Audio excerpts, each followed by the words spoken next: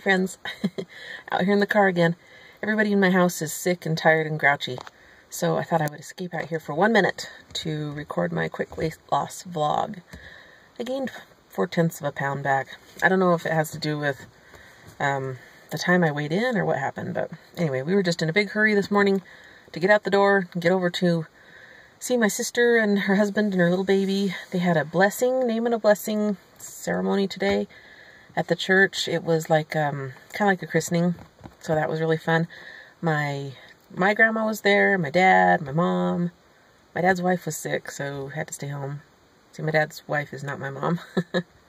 Anyway, so she stayed home, and my sister and her family were all there, and my brother and Erin and her family, and it was so fun, and the baby looked so cute, and